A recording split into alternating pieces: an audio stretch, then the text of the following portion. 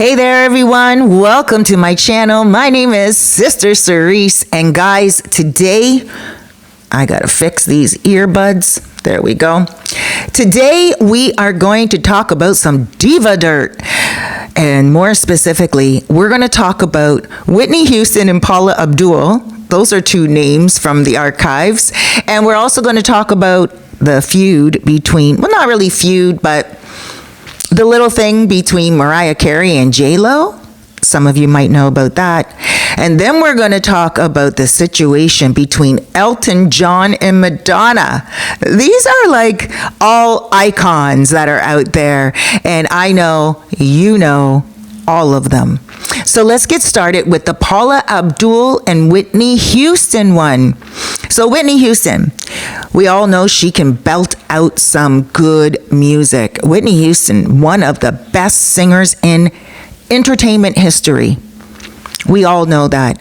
She can sing octaves. I'm pretty sure like 3 to 4 octaves. Now, when she was asked about Paula Abdul, she came straight out the gate. Whitney Houston, she was a straight up woman. She came straight out the gate and she said, "What? Paula Abdul can't sing. She's off. She's out of tune. Her whole entire album was recorded out of tune." Ooh. The whole entire album was out of tune. Now listen, I'm not one to bash, and I think there are people out there who have many different voices, but Paula Abdul was one of the first people to admit that she is tone deaf. Could you imagine knowing that you're tone deaf, but still pushing yourself forward to do an album? She was not a singer back in the day. She was a choreographer. She was a dancer. That's who Paula Abdul was at first. And then she started to be like, you know what? I'm teaching all these singers how to dance, and I like to sing. I want to try it. And she did. And she did that song, Straight Up, Now Tell Me, Do You Really Want to Love Me Forever? Oh, oh, oh. Or am I hitting the cotton or cotton to hit and run? Something like that. Like, we're going way back. And now you can tell that I may be a little tone deaf too. But in any case, she did her best. And her best was awesome for a lot of people. And I'm pretty sure she hit the top charts, if not number one for a moment, because that song was amazing. Straight Up, Now Tell Me, Do You Really Want to Love Me Forever? And you know what? I understand where Whitney Houston's coming from, because she was pulling like a Kendrick Lamar. They're not like us, so she knows that there's some people out there that can sing, but they're not singers. And so all she was pretty much saying was, yo, do your thing, Paula Abdul, but you are an entertainer, not a singer. And Paula Abdul did not clap back. So we got to give her credit for that. Now on to the next story. We got to bring in J-Lo and Mariah. Now, I love me some Mariah. I love Mariah. Mariah is an Aries sign, fire. And J-Lo is a Leo sign, fire. But I do like Mariah Carey a lot better. J-Lo also started as a dancer, right? J-Lo also started as a dancer, and she cannot battle Mariah Carey on stage at all when it comes to singing. Now, Mariah Carey never was much of a dancer back in the day. She was more of a stand still and sing type of songstress. Most of her songs were soft. Her first album, I Don't Wanna Cry, that was, that whole album was soft. It was, just kind of like ballads, beautifully written. She writes her own songs. She is a wonderful singer, and she's an awesome mother. Isn't it kind of ironic, though, that the two of them both had twins, and both of those twins are fraternal, boy and girl? Really interesting. I always think about that when I think about those two. Well, here's what it was. One day, Mariah Carey was being interviewed, and someone asked her, the interviewer asked her, "What do you think about J-Lo?" And she said, "Who's that? I don't know who J-Lo is." That's worse than saying they're not like us. Because when you say they're not like us, you're acknowledging that they exist, right? But she wasn't even acknowledging the existence of J-Lo. She was just like, who's that? I don't know who you're talking about.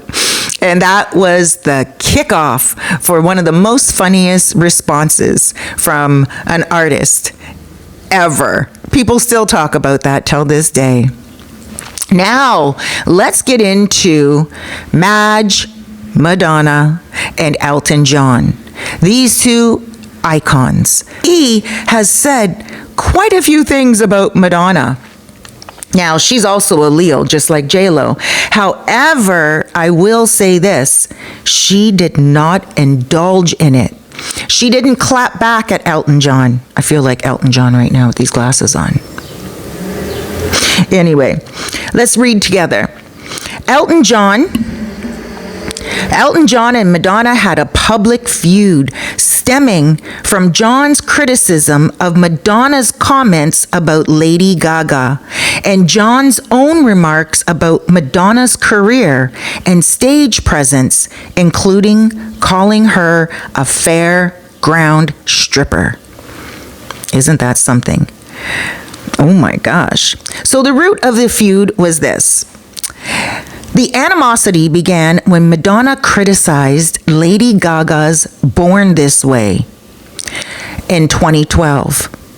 Elton John defended Lady Gaga, calling Madonna's comments ungracious and nasty, and stating that an established artist shouldn't kick down a younger artist right at the start of their career. And you know what? I agree with that. I agree with that 100%. Now let's go to the Golden Globes incident. Elton John's husband, David Furnish, criticized Madonna's win at the Golden Globes, saying that her acceptance speech was embarrassing in its narcissism. Ooh. Elton John said that Madonna had no effing chance of winning against his track, Hello, Hello, for animated kids. Ooh. And Madonna's response seemed unfazed by the criticism, stating that Elton John has been known to get mad at her, so she really doesn't know. Now, Elton John also accused Madonna of lip-syncing in her concerts. Now, let's fast forward to the reconciliation. In 2023, Elton John praised Madonna's AIDS advocacy, suggesting a potential resolution to their long-standing feud. That is something that we need today in society. We do need to see these very famous entertainers, these icons, come together to show the younger artists of today that music is supposed to be all about fun.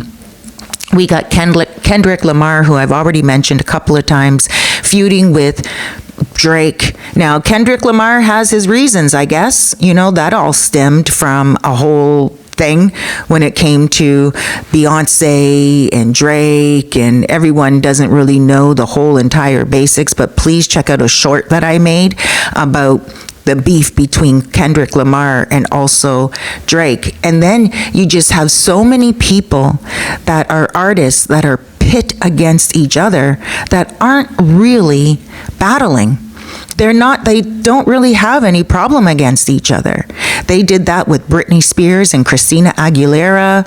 You know, they just want to see people in the media to brawl so they can do two things. One, give rise to the person's career and be like, yeah, pay attention to this person, because you want negative attention is never bad media. People learn about you a lot more. Secondly, they do it because they also want the sales to go up. People love a good fight. That's why boxing and mixed martial art, MMA is so important to people. People love to see a good brawl. So when they put that in the entertainment world, a lot of viewers and observers and fans eat that stuff up. So guys, tell me what you think below. Name some other feuds that go on in the comments below that I have not mentioned today. All right, guys, thank you so much for listening. Please do me 2 favors. First, if you enjoyed this video, go ahead and subscribe. And don't forget to hit that like button. When you hit that like button, it lets me know that you enjoyed this video and you enjoyed sharing time with me. And that's pretty special. Also, the second favor, and an important favor, probably the most important favor that you will do today, be good to yourself. Tomorrow is not promised to you. You woke up today. Make the best of today. Everyone experiences negative and positive, but remember, this too shall pass, and it will. Thank you so much for joining me. I love you. Sister Cerise, blessings to you on this beautiful day.